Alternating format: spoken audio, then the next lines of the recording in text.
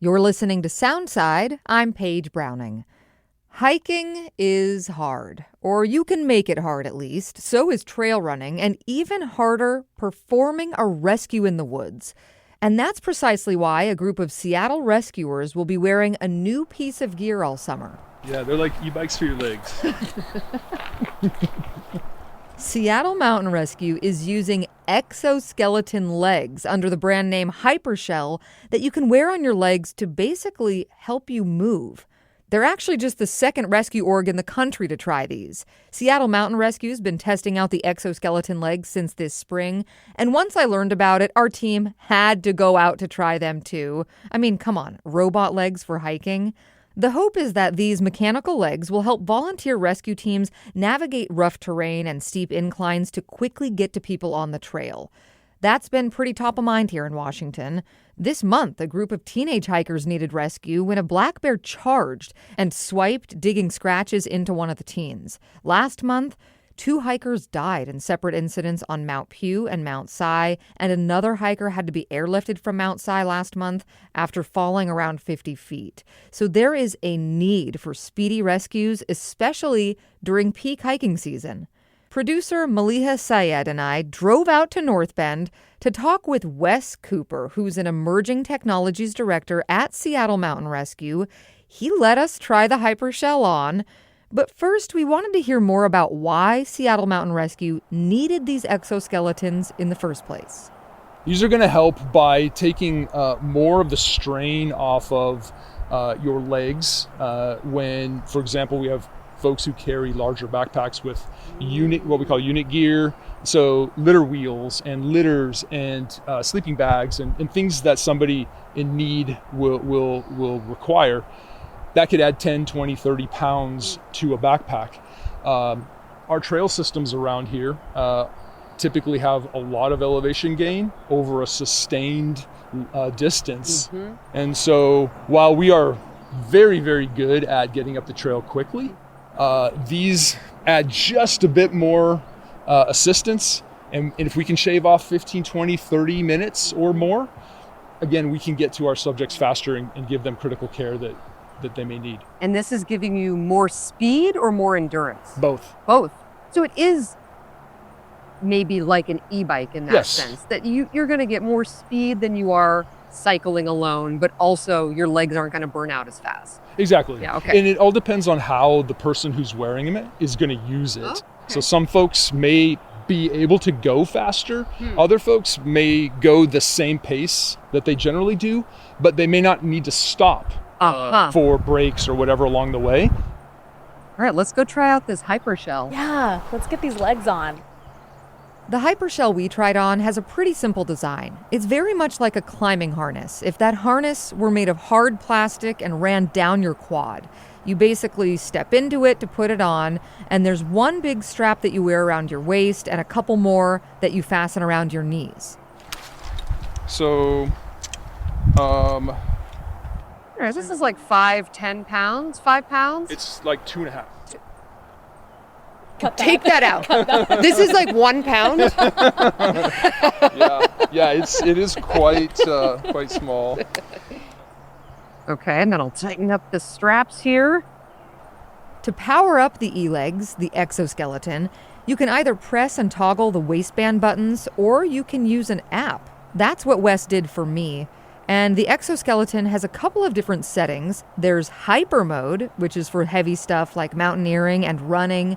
But Wes started us off in eco mode, which is good for those less intense activities like hiking. I'm gonna turn it on for you. Okay. The best way that I've been able to come up with to describe it is if you're on, like, let's say a 10-mile trail run, it makes it feel like a 7-mile trail run. Okay, so it just cuts it down. Yeah, it cuts down the fatigue at the end, the exertion that you're having to output, maybe makes you go a bit faster. Okay. That's exactly why we were looking at these. Because any kind of technology that we can leverage that gets us to our subjects faster, safer, more efficiently, can really mean the difference between a positive and a negative outcome when minutes or hours count. And if we can get to somebody who's in need, critical need, a half an hour or an hour earlier, we can get them the definitive care they need, and that can make the difference, in their outcome. If you just walk around a little bit, you'll start to feel it more. I'm nervous. Here we go. Wow. Wow.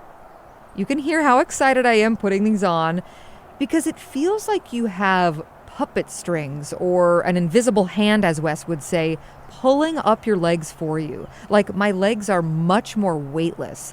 It's not quite like walking in a robot's shoes. I'm still doing the work, but it takes the edge off.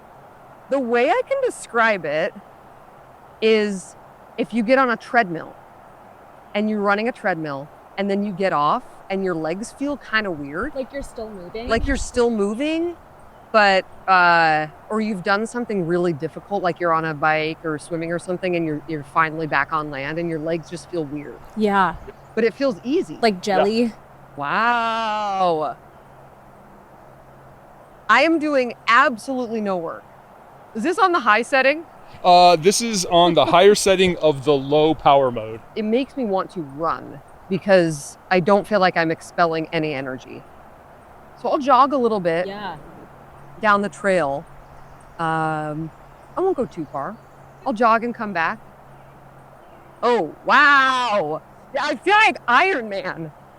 Yeah, and the only thing I hear is, just my legs. I feel nothing, no sound from the machine. I was going to just run up the trail a minute and then reverse, but was having way too much fun, so I just kept going.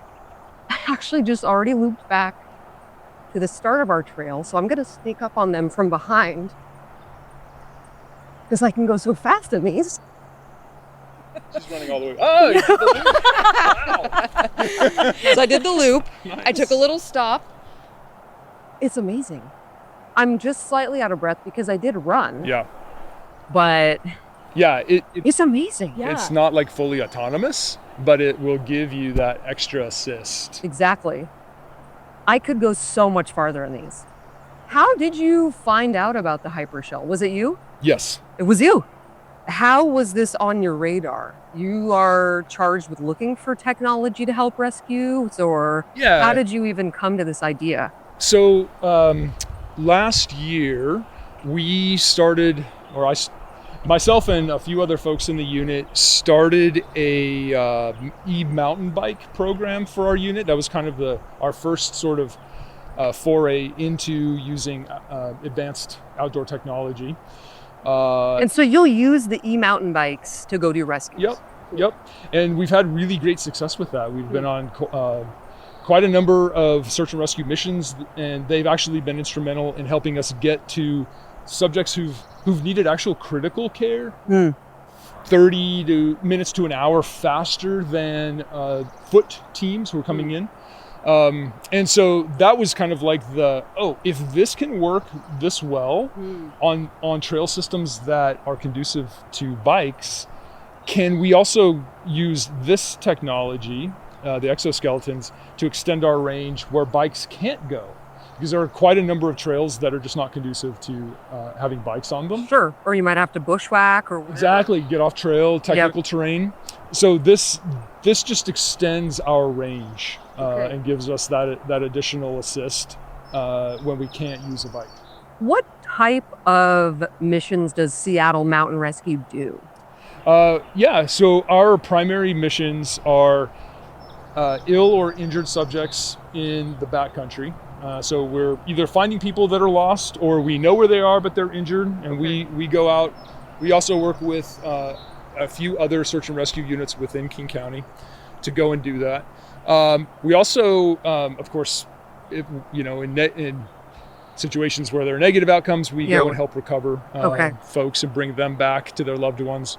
But we also do in-town or in-city searches as well. So dementia patient, Alzheimer patient, lost children who might walk away from their neighborhoods. We talked about this a little bit, but can you just help me understand more about why something like this is needed? Is it, time is of the essence sort of a thing? How much of a difference really is this going to make? It all depends on the situation, of course, and where the person is, how much gear we're carrying. And like I said, we've got, people who are highly, highly skilled, very, very fast on the trail, but not because we're all volunteers. Not everybody comes to every mission. So it's a little bit of a mixed bag on who ends up showing up. And so, some folks are maybe not quite as fast as others. Sure. This could actually level the playing field a bit and help kind of up level the average speed of any team that's actually going in. And then in addition, like I said, we carry gear, unit gear, depending on the situation. That's heavy. And so this will allow those teams who are carrying gear to be, once they actually arrive at the subject's location, to just be fresher, to be less fatigued. And that's always important when we're maybe facing an 8, 10, 12 hour extraction. Yeah, because you got to come back too. Exactly. And with a person who's hurt or in distress. Exactly. Yeah. When did you get the Hypershell and how have you used them so far? So we got them at the end of March, and we've been in an evaluation mode for the last 2 months. And so we've actually had these out on 3 actual search and rescue missions. You've used them already? We have used them, yes. I've been able to take them out on 3 missions that I've been on, because I want to see, can they work and integrate well with the packs that we wear.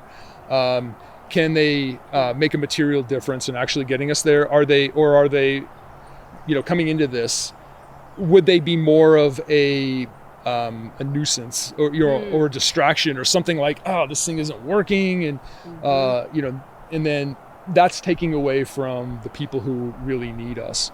Thankfully, that has turned out to not be the case at all. And while there are some things that we're asking the company to work on for us, in general, we can easily, I think, start using them as they are today. What you've talked about, what's good about them, is there anything that makes them hard or a learning curve? What's the hardest thing about utilizing the exoskeleton? So amazingly, they're very easy to learn. There's a very small learning curve. I think the biggest challenge that we have faced with these is getting them to work with the larger packs that we typically carry. If you notice, these kind of sit higher. Bulky on the low back. Exactly. Like a big fanny pack. Yeah. Yeah. And so our packs are typically longer because we're carrying more gear and they're heavier. Yep. So the packs will actually just sit right on top. Oh, nice. But they'll be pushed up about 2 inches off of the shoulder in most cases. And so what that requires is you have to readjust your pack, which is not necessarily maybe comfortable in all situations. So that's something that we've asked them to take a look at, because we're not the only organization that faces that. Every SAR organization will have that challenge. Yeah, and the packs are pretty much, that's how packs are built. That shape's not really going to change. Exactly. If Seattle Mountain Rescue, you just got done with your trial period, if you end up sticking with these, how many will you get? And how much do they cost? So my hope is to have maybe 8 to 10 devices available, and have maybe 4 or so in our rescue truck. We'll have 2 rescue trucks shortly, maybe have 4 in there, and then people can decide, oh yeah, I'll take one today, or no, I won't. And then if we've got, a lot of times we'll have SAR missions that are pre-planned, or we've got multi-day missions. I could bring all 8 or 10 of them out if needed. In terms of cost, there's 4 different models that the company currently produces right now, and they're allowing us to evaluate their top model, which is the lightest, has the longest battery range, the most bells and whistles, basically. I think they retail here in the U.S. for $2,000. Okay. And their entry level is like $900. Okay. If I'm not mistaken. But the company, as part of like our partnership, they're very invested in getting into the search and rescue space. They've actually donated these to us. Wow, these 3, great. So it could end up being $20,000 if you end up getting 10 sets, but they also want to work with you. Exactly. So I think it will have a pro deal discount of some sort. How could the exoskeletons change the work that you do at Seattle Mountain Rescue? This is a tool in the tool set. And as I mentioned, we pride ourselves on having traditional rigging and search and extraction skills that we've perfected over 75 years. But the technology just empowers us to do those things better, faster, safer. No matter if somebody is a quarter mile in with a sprained ankle or if they've been lost for 3 days. We try to approach every mission with that amount of priority and urgency. Yeah. Is there a risk to relying on these too much? Yeah, that's a great question. I think there can be. Because it feels pretty good to walk in them. Yes, there definitely can be, I think, a risk to where you become too dependent on the assist. And the downside to that is if they stop working for some reason, now you're back to relying on your own power. You've got to be able to power yourself without them. Exactly. So I think, my guidance to the team is going to be, use them for any and all missions that you need, but, continue to train and condition as you normally would. So people could see you out in these if you're doing a mission this summer. Absolutely. They already have. Yeah. Yeah. I've gotten some interesting comments already about that. I bet. I bet. Yeah. We've been called RoboCop, Robo-Rescuer. Robo-Rescuer. Yeah. It is giving me Iron Man vibes. I know. Right. And before we left, of course, we also got producer Maliha into the hypershell. I'm like Bionic Woman. I feel great. Okay, I'm going to bring these up. Do you feel it? Not yet. Oh my God, that's crazy. That is crazy. It's like moving for me. And we haven't even hit the incline yet, and I'm already feeling very powerful. We've never felt so powerful. That's crazy. That's incredible. Love it. Wes Cooper is an Emerging Technologies Director at Seattle Mountain Rescue. Wes, thank you so much. Thank you so much. I really appreciate you guys coming out and talking to us and profiling our story and helping get the word out about how we do search and rescue in the county. Thanks so much. Thanks for listening to Soundside. Don't forget you can listen live on KUOW 94.9 Seattle at noon and 8 p.m. Monday through Thursday, or anytime right here online at KUOW.org, or of course on your favorite podcast app.